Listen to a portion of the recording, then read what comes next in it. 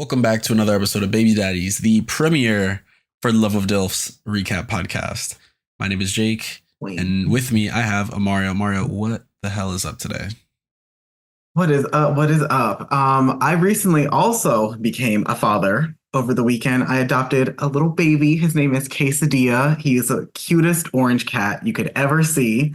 I'll have to post a picture or share a video sometime of him doing orange cat things. It's a little wild. Post his ass on the Instagram. Post daddy antics on the Instagram, whether it's from the cast or from us. We watched episode 2 on Tuesday, like right when it came out during your lunch, which was kind of fun. I was like, ooh, an excuse to. I was like, I needed to get up earlier that day because I had a birthday dinner with my boyfriend. So we couldn't watch it later in the day like we usually do. So we watched during your lunch, which I was like, this is kind of cute. I like this. We could continue the tradition of lunchtime watch. Yeah, we should always do that. I don't mind taking a good like long lunch on a Tuesday, but it was really chill. I was like, you know what? I need this like break in the middle of the week. You're right. It really just kind of break the monotony of, the work shenanigans. But episode 2 was gaggy. This was a good one. I'm excited. Let's just hop right into it. We got a lot of ground to cover. A lot happened this episode. We start off, Dr. Jill says that there's somebody joining the mansion. It is Ed Wynn, not to be confused with Anita Max Wynn. He is someone with a PhD in educational leadership, which I had to look up. I didn't know what that was. It's about like leading teachers and students and principals, basically everyone like at the school. It's about mentorship. It's about getting everyone toward a specific learning goal. It's about, improving schools, and not just schools, but like all types of learning.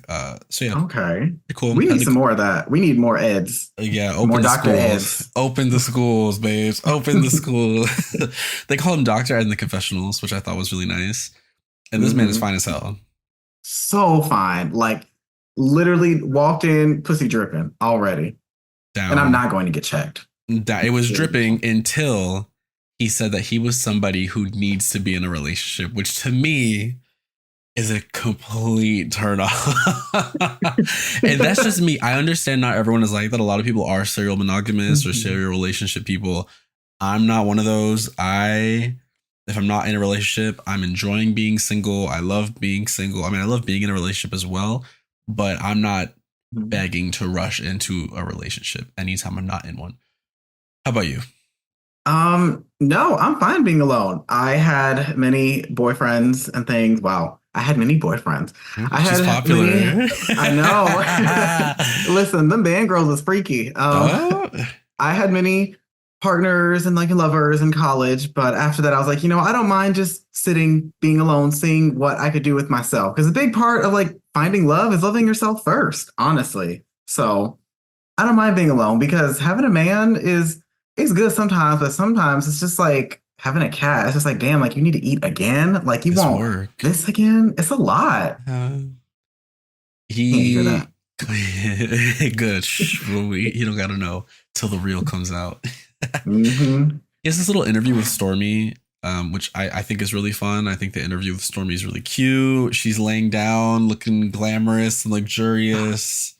Just sitting by a fountain, oddly enough, like they have the bay in the back of the house. Like she could have totally been like laid out in the back. They have the whole like beach area with the beach area. Like the dock with the chair. Exactly. She could have been like laid out and just. But that's why I thought it was so funny. Like she's sunning herself by this fountain, just getting her life. Anyway, I thought it was great. He mentions that he also has a twin, and this made me think, because he mentions that he would never do this with his twin, and this there's like 2 types of twins, right? There's the type that like do everything together, like Daniel and Derek. And then there's the type like Ed and his twin, where I'm sure they have a very close relationship and they love each other, but they just aren't on each other's hips 24/7. What kind of twin do you think you would be? I think I'd have to be the twin, at least looking back, growing up as like mostly an only child until I was just like 12, I think 12, 13. I would honestly want a twin to do everything with a twin, because like the sugar and spice dynamic on Drag Race, like they did everything together and then they were split up because one went home. I was like, you know what? It's like the best of both worlds. And honestly, it's really fun to just always have someone you can volley off of. Like, hey, you want to like play this Resident Evil game with me? It's co-op. Hell yeah, let's play. Like you always got someone with you. I don't. Oh, you think he's pretty? He has a daughter. Listen, I don't mind playing stepmommy. I think I would also be that type of twin. I would be doing everything with my twin. Me and my twin against the world. Like, that would be it. 100%. Mm-hmm. Stormy reveals that one of the daddies is going home this episode, which is pretty interesting. We're going to lose somebody. And then Ed walks in. First he chooses Rico. So he chooses Rico for his date. Nice choice. Rico's got a beautiful smile in those photos. Absolutely. And they walk in. Daniel dropping looters like a bad habit. He sees Ed walking in and goes, "You better stop playing with me and come right here." You better come right here. Like, I was like, you know what, girl? I would say the same thing. Like, as soon as he walked in, like, you know what? Get up in this right here because I want you and exactly. I need you. But yeah, we could do this the easy way or we could do this the hard way. I'm feeling romantical. Let's get on to this date between Ed and Rico. Mm-hmm. So the date, I thought it was going to be, I knew Rico already had his also. Nigel, I was like, they are like this. They're going to make it. But I was like, okay, you know, maybe it's nice to just meet someone else, you know, give it a try. And then they go to make breakfast and right off the bat, Ed is just like, oh, you know, I can't cook. And then Rico was just like, can't cook? Like, what you mean, Wes? I'm finna be cooking all the time? Girl. And I felt, as Megan said, hit dog on holler. At me and my man at home, he does most of the cooking, but I was like, okay, I could do something. Like, so what he do is he cook and I buy all the things I want him to make. That's you gotta have a 50-50 meet in the middle. And I have a feeling Ed might be that type because he said he don't cook, he said he don't clean. To which Rico was like, no cocinando, no limpiando. What are we here for? What are you doing, baby? It's that line got me down. That was so funny. I'm with Rico. So hilarious. I am the one that cooks most of the time. But the thing is, like, when John wants to cook, he will cook. It's not like he can't cook. He has the ability. He just thinks it takes too long. But when he cooks. He makes a delicious soup. I love that. Ooh. And when I do the cooking, he does the cleaning, which is where Ed is not picking up the slack there.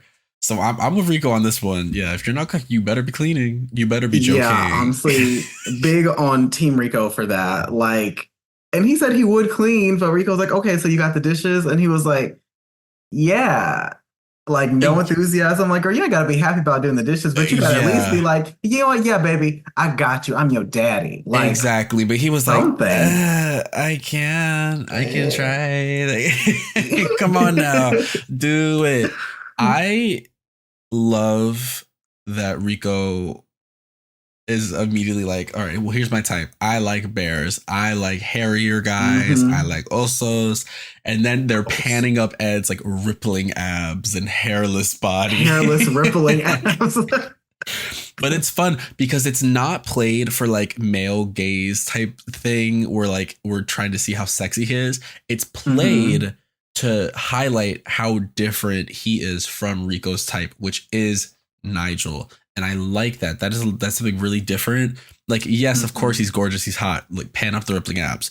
But here it's done, you know, it's like twisted on his head, which I thought was interesting. Exactly. I like that he stood his ground on that. I love some good camera work too. Oh, 100%. I love good camera work. Ed also says really quickly, he says that he doesn't take rejection well. So first, you know me, I already said I don't like the fact that he's always in relationships. I don't like the fact that he doesn't clean. I don't like the fact that he doesn't cook. I like that he has a PhD. That's all he's got going for him right now. And then he brings this out that he doesn't take rejection well. I'm like, what are we doing here? Gorgeous to look at. He's like, you know, he's like a one of those pointillism paintings, good from afar, far from good. But when you get up close and you start inspecting, baby, you start to see all the holes. I mean, listen, he can see my hole. This is me to you, Dr. Ed. Like, you can see my hole. And that's the perfect thing is that I don't need to love everything about you for us to bump and grind a little bit. And that's fine. You know, that is fine. That is no problem. So then after they have their date, we get some laughs. We can see a few red flags in the distance. Then all the daddies come out and they meet Ed. And immediately I don't want to say drama, but baby, it's not looking pretty. It's the face crack of the century. Nigel walks in. It's the look on his face. The line he said, this has been stuck in my head. What? What is it? I don't know why, because it's really not that funny of a line, but it is hilarious to me. He walks in and he says, and what I saw was not what I wanted to see. That kills me. You know what? It was like single white woman writing an email to corporate. That's what it was. Like, what I saw today did not please me. Exactly. I was not impressed. But it passes over. It's like there's a little shade, a little ruku, but it's not that crazy. At the end of the day, I think Nigel knows, like, listen, Rico's with me. Rico likes himself a big boy. He sees Ed and is like, but you might be tall, but you're not a big boy. You say it wasn't a little crazy, but I seem to remember the 15 shots of Nigel's face. Okay, well, that was the editors playing around in their Bollywood bag. They were playing on their Indian soap opera tees because it was cut. We had the symbols.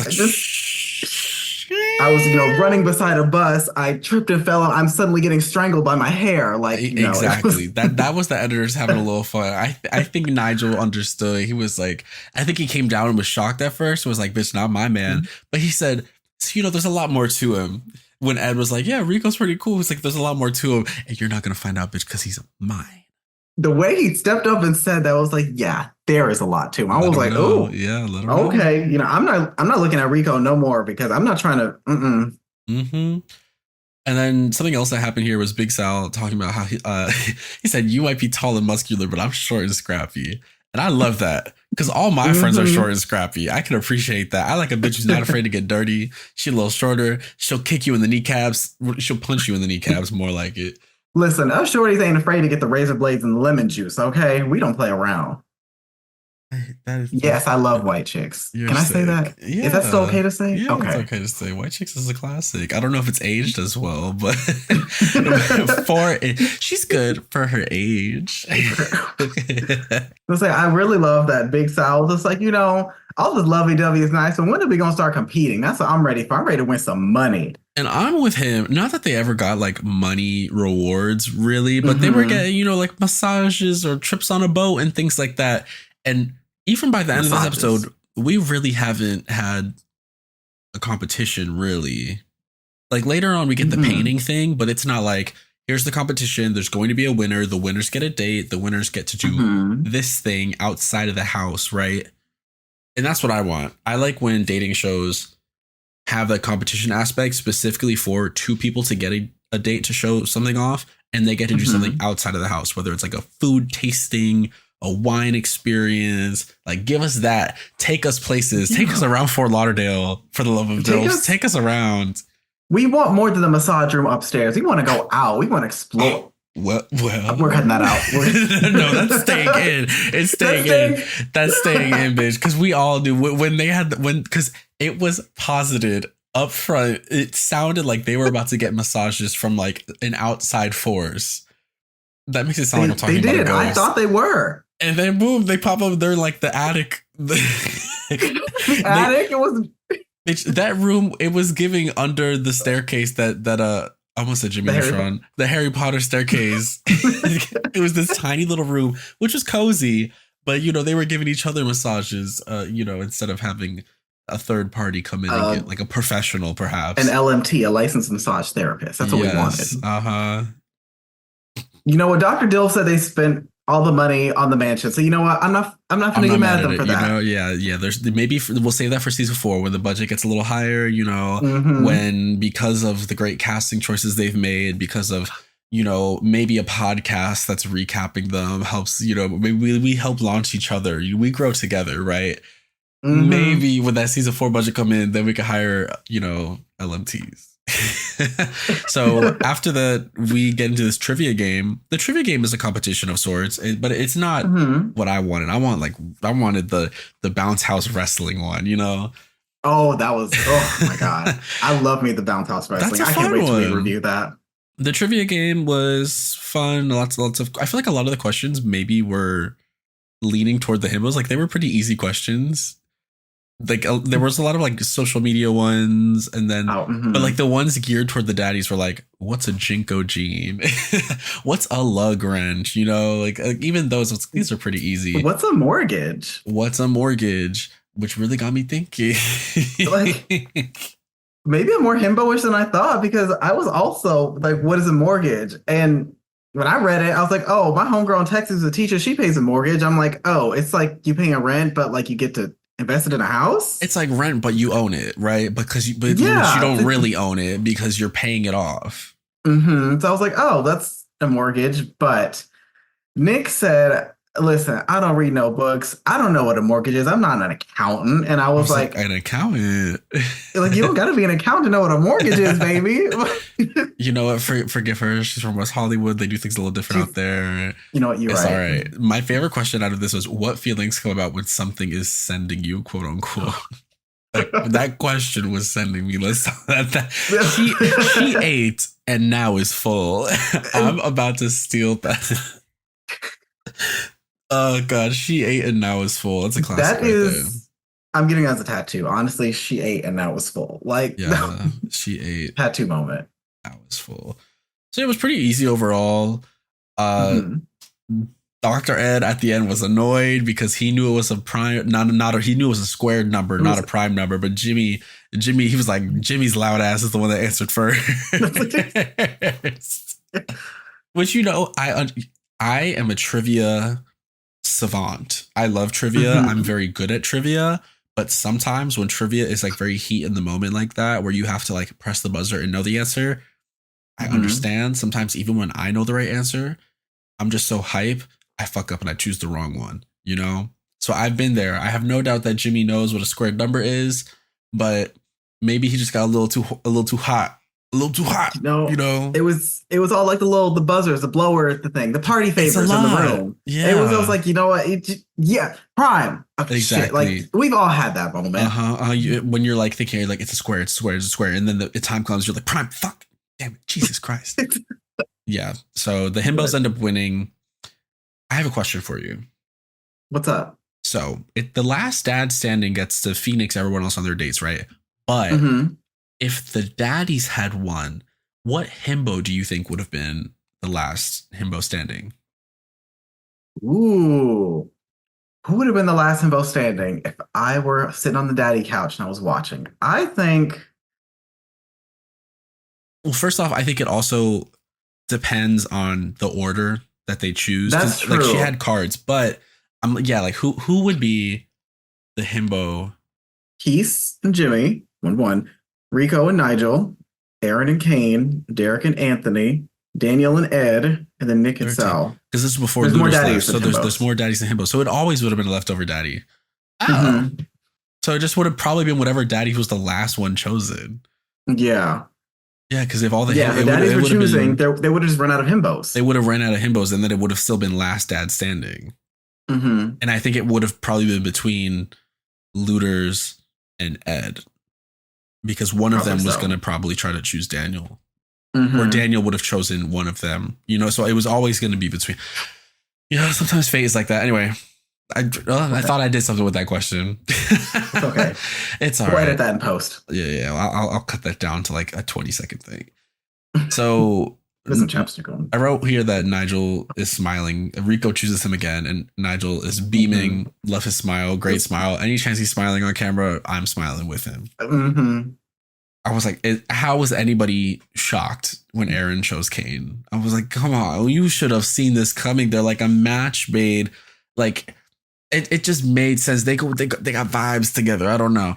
I felt it. Exactly. And I'm with Aaron. We'll get into this later in the himbos room, but I'm with Aaron, open to changing daddies. I feel like a lot of people go with the first option presented to them without exploring other people. Just because, I don't know if they're afraid of rejecting somebody or they're afraid of causing drama, which it's a reality show. You cause a little bit of drama. Come on now. But sometimes the first option isn't always the best option. I've gone through a lot of first options before I found my man. So, you got to test the waters. You got to come here. We're here to find love, find connection. So exactly. I'm not mad at Aaron for choosing Kane. Not at all. I'm really not. But for the most part, everybody else chooses pretty much who they chose. Daniel swaps from Looters over to the new guy, Ed. And then Nick ends up with Big Sal because Aaron chose Kane. But for the most part, everyone else is who they were with the first episode. But then we cut over to Daniel and Looters. Looters took Daniel to the side and was like, hey, I'm the last daddy standing. I really don't want to crash anyone else's dates. I'm only interested in crashing yours. So I'm just here to know now, like, do you love me, Kiki? Do you? And Daniel, are you riding? And then Daniel says, I have chosen Ed. I can't do it. I can't do the voice. No, it's okay. I can do it. I believe in you. Okay. So then Daniel says, no, I have chosen Ed, but I wish you luck in the future. And if you want to leave, you can leave. And Luther says, all right, I'm packing my bags. I want to see you win, but can I get some before I go? Just something. And they have like a cute little hug. And they did. But I'll say this. So upon my second rewatch, I noticed something. It's so Looters basically is like, I don't want to crash anyone else's party. I'm not doing this. But he says Phoenix looked silly and he did not want to be looking silly like Phoenix.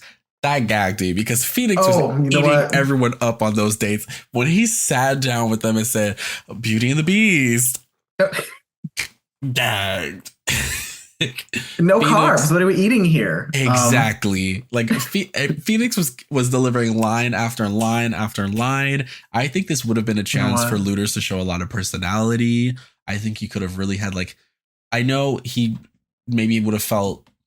I think he was feeling a little hurt maybe that Daniel had chosen Ed over him, which I understand that. But I think this would have been a good opportunity for him to redeem himself, show more personality, try to get people to not forget, but hey, I'm not, what happened with Pajamagate wasn't, all that. That's not me.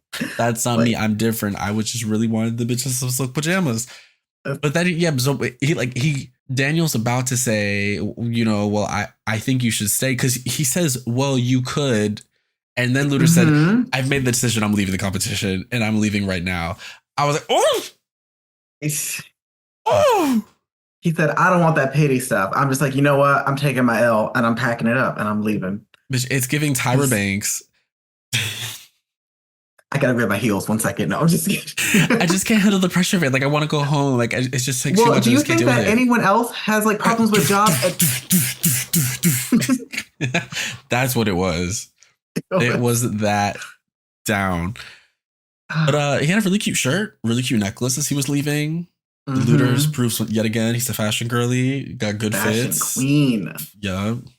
But R.I.P. Luther's not dead, but I'm gonna miss seeing you on my television. I wish he would have stayed. I mean, he'll be back for the reunion, but I wish he had stayed to run through everyone's dates. I think it's fun. I feel like if you take some of the pressure out of it and just go in wanting to have fun, I think we could have had some good TV out of that, right?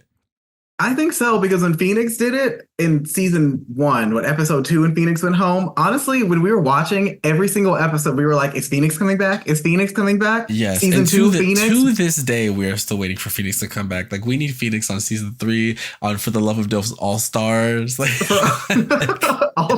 All-Stars, yeah. You know what?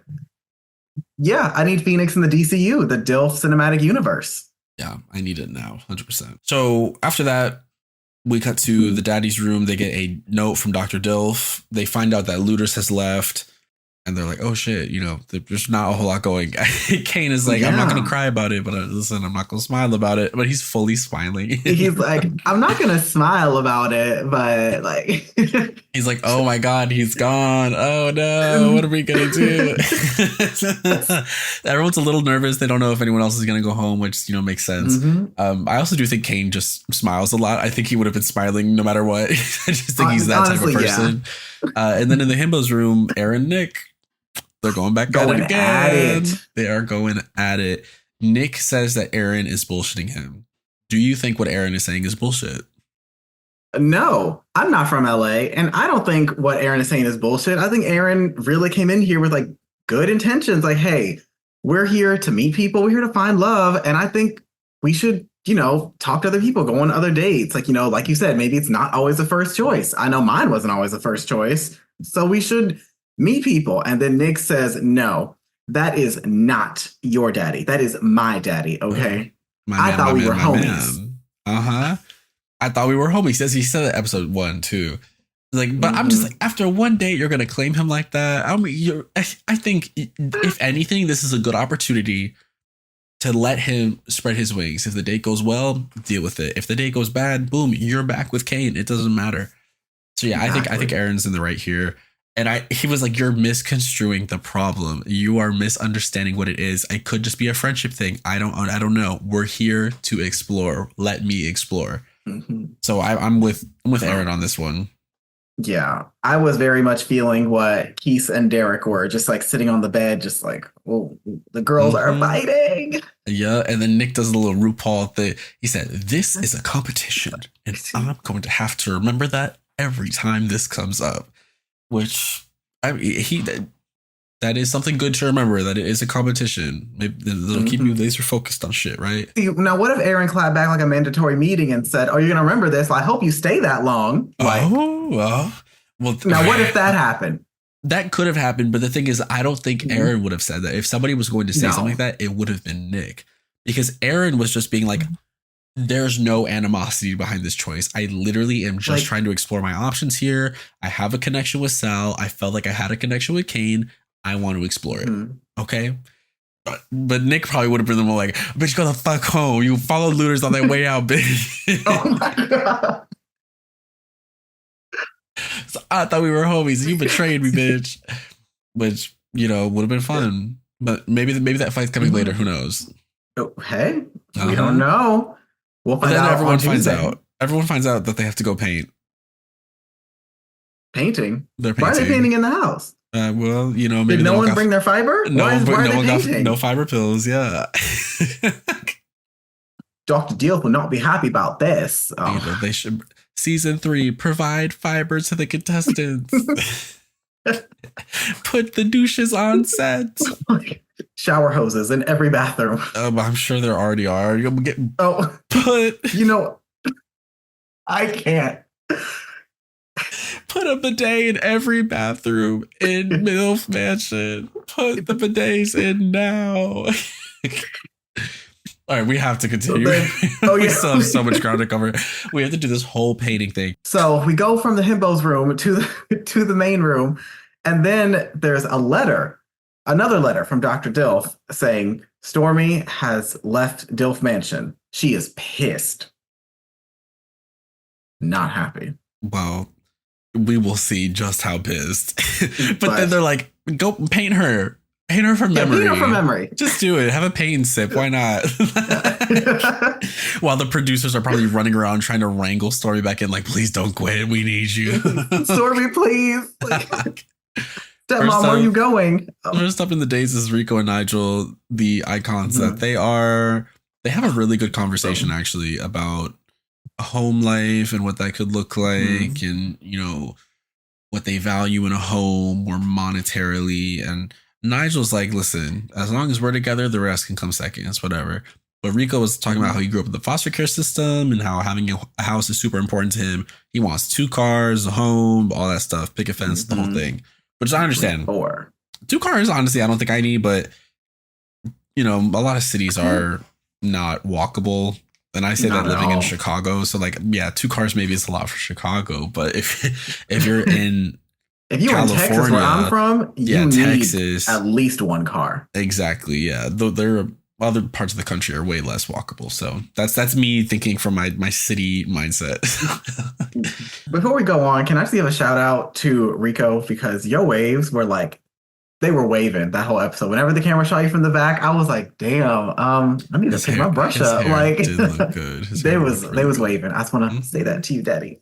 Also, they are painting over these tits on this canvas. They're painting over them 8 times over. They just keep going over they're having a serious ass conversation while painting titties on a on a canvas. These are the most defined tits I've ever seen in a painting before. It's kind of giving me Drag Race mirror moments where they're like in half makeup talking about how they don't talk to their grandma no more.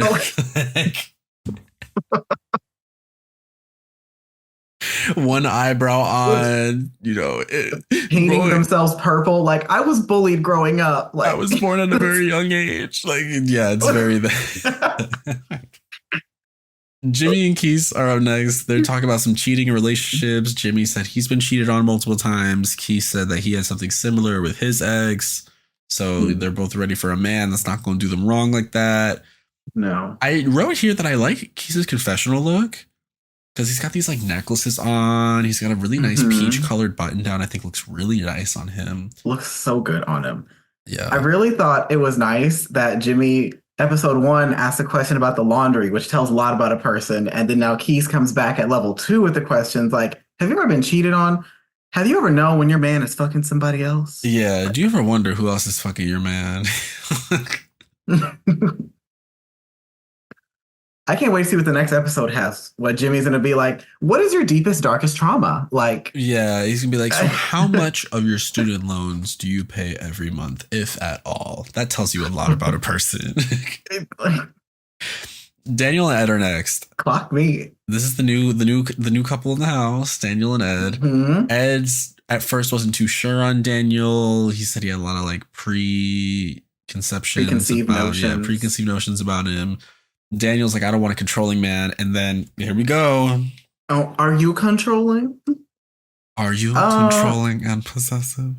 We get another red flag. Sort of, kinda. This man is controlling. He don't clean. He don't cook. But he got that PhD.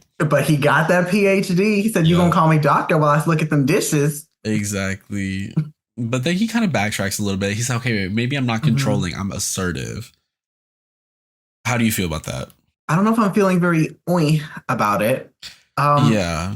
He did say the aspects he likes control of are like the dates, like where we go in the environment, which I'm like, okay, like say I'm a little bit of an anxious girl. Like if I could choose somewhere, or if I could let him choose somewhere that's like, maybe not so loud, not so crazy, like, okay, I understand having control of that. You want to make the other person feel comfortable. It's not like controlling, like, I'm not going to tell you what to wear and anything like that. So Daniel really appreciated that. And I did too.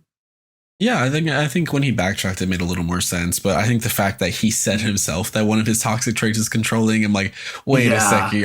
Now, hold on now. Are we really controlling, or now we'd be like, okay, how can I make this look good?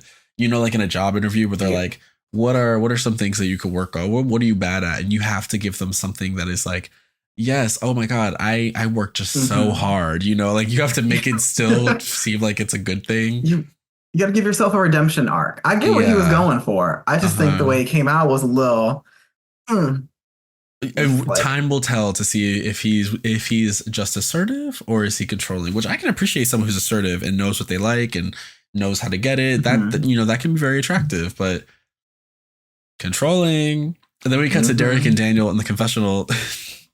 And Derek says, Daniel's like, let's talk about that education. And Derek says, fuck that education. What does he have to offer? And that your twin will let you know right there. He will keep you grounded. And I appreciate that Derek is calling him out. Because he's pretty.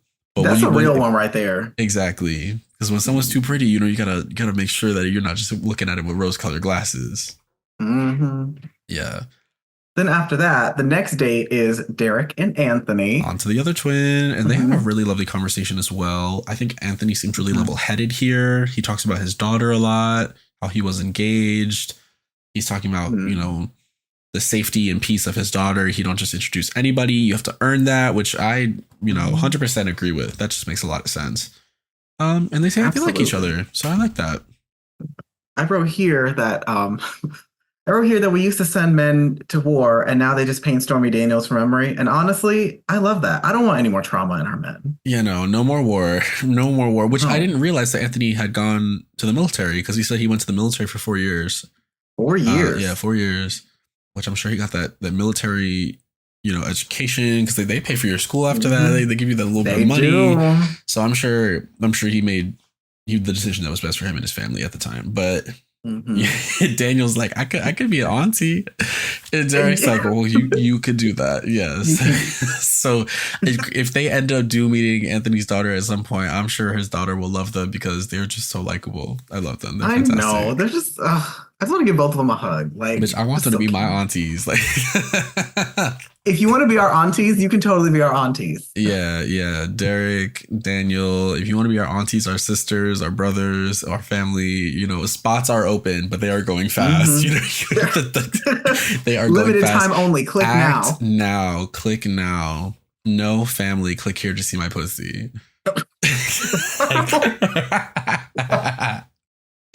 All right. Next up is Sal and Nick. They are fully just talking about Aaron Kane. I don't think they have like much of a conversation to have with each other. No. They don't really have a whole lot in common from what I'm getting. And this is funny because up front, I really thought that Nick was going to go after Sal and that they were going to have a really nice kind of like mentorship turned romance type thing. On paper, I think that they match, but seeing this date, I'm kind of seeing otherwise, which, that's just how the cookies crumble. It's fine. I mean, honestly, episode 1, I thought, like you said, this is how it was going to be. Like, I thought it was going to be Nick and Sal and Aaron and Kane, because just from like the little character bios, I was like, oh, they're totally going to be a match. But no, apparently not, That's right. You get the pros. Sometimes people look good on paper. Surprise, surprise. Sal says he don't want to chase nobody. Fully understand that. Especially at his age. Absolutely. If I'm 60, I'm not chasing nobody. We can come with the same energy, or but I'm not chasing you. It's just not happening. And Aaron he already is so tall. He's just looking over the easel, but he can see the. For real. Like when Sal was like, I don't chase, I was like, yeah, Sal already been a wolf on Wall Street for 60 years. He ain't chasing nobody. But he was too busy chasing the bag. That's why. Like, when you so busy chasing the bag, now you're retired. You don't want to chase no more. It's fine. No. So my legs is tired, mama. Yeah. What's the mantra? I don't chase, I attract. What comes to me comes to me. There's a whole bunch of affirmations about manifest that. it. Speaking of manifesting and affirmations, let's move on to the most woo couple, the last couple here today, Aaron and Kane. Kane says, I think we have a really good spiritual connection. I think they get along on that. They both love astrology and things of that nature, but they friend zone a little bit. Kane immediately said, I was a little disappointed, but I wasn't disappointed, and I was like, oh, the smack, the Freudian slip right there. It was. I think he meant to say I may have looked disappointed, but I wasn't disappointed. But it just came out. I was disappointed, but I wasn't disappointed.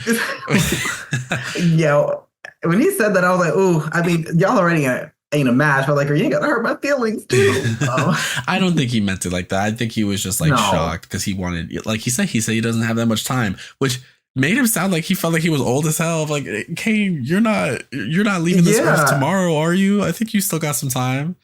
Like, maybe like I don't got time because we're only here for a certain amount of episodes, but the way we're still here for like 6 weeks. Like, it's okay. He made it sound like he was leaving this mortal coil yesterday, girl. He's like, I don't have time. I gotta work on it now. Aaron says that he thinks that Nick will drop Kane like a hot topic outside of this house. Do you agree?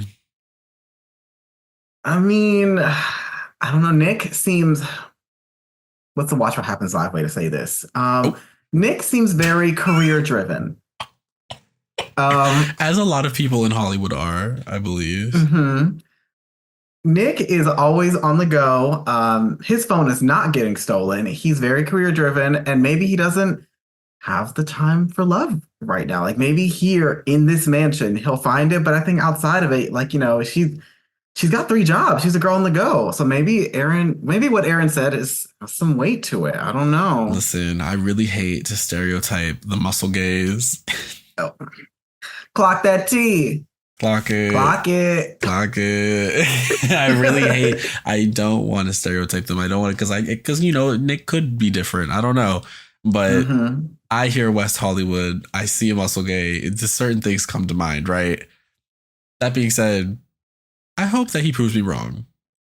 I hope that you change my mind on how you're featuring look-wise. I knew it was going on. I was just like, me. She's eating it. I'm not interrupted. She's eating right now. I don't want to be the plain Jane here. I really don't. I swear. I don't want to feel like I'm coming for Nick this entire season. I really don't. I just, you know. I don't know, girl. You was eating and you was full.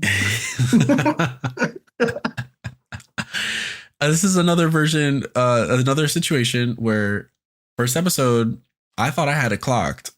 I said, Aaron and Kane, they're wooed together. They're going to have a really good relationship.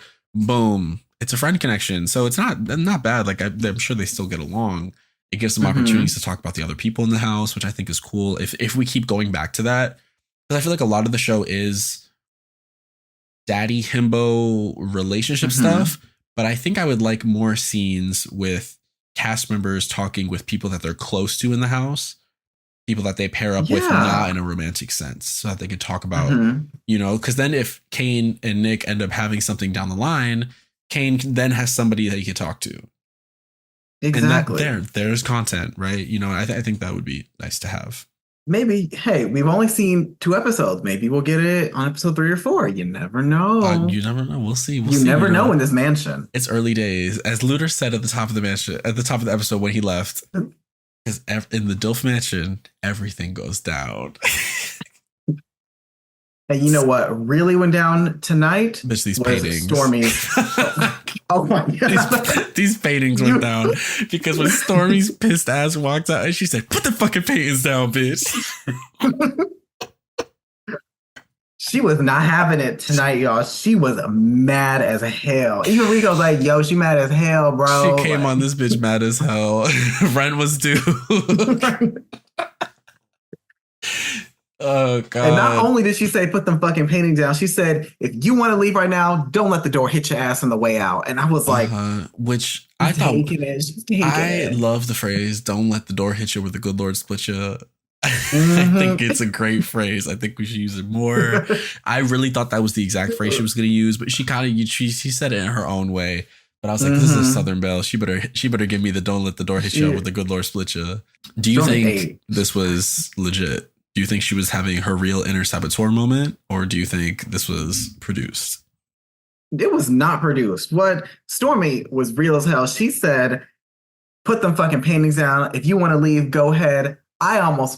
She said she did. Packed my stuff. I called a ride because I was finna leave DILF Mansion today, forever. You know what she said? I'm not doing that because I'm not giving up on y'all, because she gave up on herself and those around her. But you know what? There was one person who stuck it out, and that was her husband, Barrett. We as gay people, we get to choose our family. I was really up here trying to get some like tears going, and then you came out and said that, and I was like, let me laugh. You do not expect me to ever be serious. The note I have under here is Mama is acting. But her daddy shows up, and her daddy has this shirt that says "Token Straight Friend," which I think is really cute. It's like in rainbow text. I thought it's adorable. I thought I wasn't sure if this was real or not. I would love to know more, insider tea about this, because I think everybody was definitely shocked that she came out mad as hell. But I'm like, maybe she was I'm sure she was angry that Looters left early. But I'm like, call a cab and get out of town early? Aren't we on a contract? When this season started, she did not say that the check cleared like she did last season. Oh. So maybe I'm not going to say she was acting, but I'm not going to say she was acting, but maybe the check cleared episode 3. So she was like, you know what? I got to come back. Maybe that's it. It was like a deferred, she had another week to go. Yeah. One thing I want to write here about Stormy and Barry. She met him at a dive bar, and it was so adorable when they came out. They had like a big old hug. He came out with no shoes, and I was like, is it standard bar policy to not have shoes on? In Florida, probably. It would not. Okay. It would not surprise me. Things. I feel like Florida, the rules are a little different over there. Okay. Shoes be damned. I don't know. I felt a little like plap, plap, plap on the ground. I was like, where his shoes at? But tip on hardwood floors. The paintings were 10, 10, 10s across the board. And I'm going to send you a picture of these paintings right now. Let's talk about them. Let's start with Nigel and Rico's painting. It's abstract. I don't know exactly what type of art this is. I know there's probably a name for it. It's kind of Picasso-esque a little bit. It's I'd say it's Picasso-esque. I did recently go see the Picasso exhibit at the Art Institute. I would see this on the wall. I would see this on the wall of the Art Institute. My only note here, her tits were not big enough. Yeah, they should have been bigger. They should have been like... They gave her these little A cups. Like, her titties are huge. This is not enough, quite frankly. I could use more tit. I mean, I could always use more tit. I could always use more tit. There's never a chance where I won't take more tit. Ed and Derek. There's... I don't have like the text visible here. I'm trying to figure out what it says. I think it says For Stormy. the Love of DILFs? I think it says Stormy. I think it's the show title? Maybe? I'm like looking at it far away. So it looks like this is Stormy in the front. Who is that in the back? Because it looks like Cynthia. Yeah, who is in the back? I was also thinking Cynthia. They've got like the 3 things of hair. It's giving Cynthia. She's a really good dancer. I don't know what they drew. So Sal and Nick, how'd you feel about their painting? Miss, you know what they drew? What did they draw? Tell me. They drew Abby Lee Miller in a blonde wig. Who the hell is this? Who is this? This is Abby Lee Miller in a blonde wig and a red dress. I don't know who this is. This looks like, it kind of looks like she's got 2 watermelons in front. It's like cut watermelons. This painting is truly something. I like that they like tried to get her low lights. Like they got the black and the blonde in there. I can appreciate that. If I'm looking at positives, I appreciate that. Okay. Now that you said it, it really is giving at Miss Abby Lee Miller. It's giving Who Got That Dance Moms clip. The way that hair looks fried as hell is giving Abby Lee Miller. Like I can't. Anthony and Daniel, I think so far theirs is probably my favorites. They got big old tits. They got the low lights. They painted the sun, but the sun is green. Why is the sun green? I don't know, but sure, why not? She doesn't have arms. She's literally just like a bust. Like they just painted a bust. I was thinking, like, are these ain't her nipples? Stormy's gorgeous. She's flawless. Her nipples would never be out to the sides. I guess they, like he says, a bust. To me, it looks like a bust. I don't know. It kind of like if they were doing Stormy, but she's like a marble painting, possibly. Okay. I don't know. And then Keith and Jimmy, theirs is fine. They, it's bad. It's not fine. It's actually really bad. This is probably one of the worst. I would rank this below Abby Lee Miller. Look how they did her jaw. Look how they did her jaw, girl. I can't even stop. They gave her like a little. Like, they gave her a bear smile. Honestly, they did. She looks like one of those Rage comics from 2011. She looked like the troll face. I don't like this. Why did they give her that? Did they give her a butt chin? Jimmy looks very sad and downtrodden next to the painting, and I understand. I feel like you, that shirt that he has on though. The shirt perfectly. The shirt perfectly matches his eyes whenever he's in confessional, and I really enjoy that. Ooh, like the green is perfect. I have to look at that. And then Kane and Nick. What is this above her? It looks like there's like a alien coming down to grab her. This looks weird. Is this? And why is she in green? Stormy is like never in green. She's always in like a black, a red, or a blue. And like a shade of blue. She loves a shade of blue. She loves blue. Like, green? When have we ever seen this girl in green? Neither I or Michelle Visage are happy about this green. It's not good. I don't know what's going on in the background. Yeah, well, I was trying to figure out what those purple things were. Is it a heart? What is this pink thing coming down? Or hard? Heart, but hard is good too.